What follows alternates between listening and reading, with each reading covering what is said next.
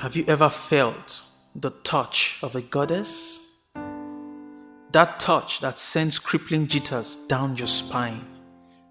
She touched me and my body refused to let go. I was holding on to the very bane of my existence.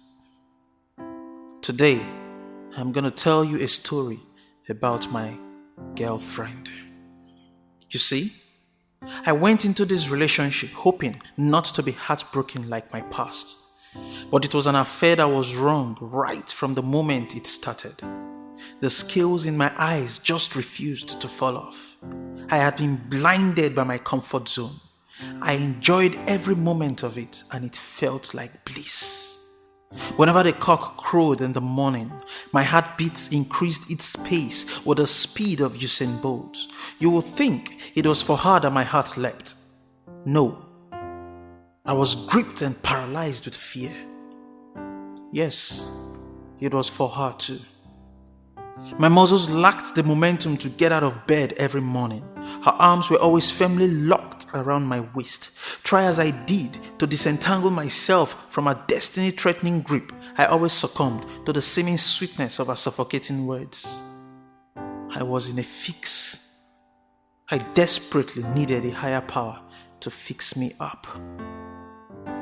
The words from her dirty mouth always brought tears to my eyes. Her whispers were like arrows shot at the very essence of my being. Her songs always made me weak below the belt.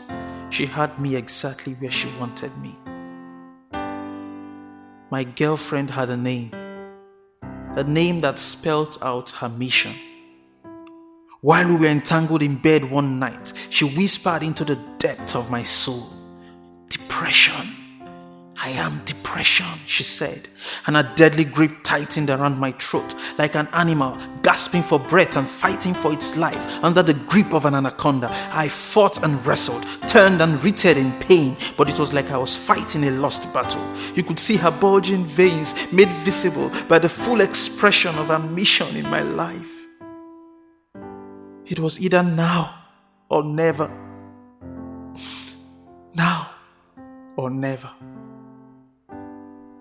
But just when the last whiff of oxygen was about to exit my lungs, she froze at the emergence of a bright and blinding light, her pupils constricted to prevent an impending blindness. But she was too late.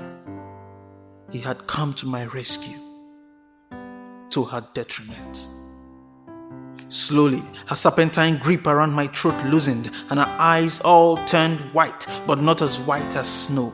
Dazed at the events that were unfolding right before my very eyes, I inhaled a trailer load of oxygen before my eyes caught sight of his loving stare. There was Jesus standing right before me in all his glory, splendor, majesty and power.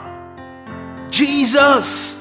I screamed. He didn't need to say a word to defeat the already defeated serpent. His devastating presence was all I needed to be free from my ex-girlfriend. To be free from my ex-girlfriend. In my ears, the melodious sound of victory resonated, and I kept swimming against the tide of the enemy's wave. Listen, she struggled for my soul. She fought with the last ounce of energy in her. And it was then that I realized how important I was to both kingdoms. Light smiled on me with victory. Darkness frowned on me with destruction.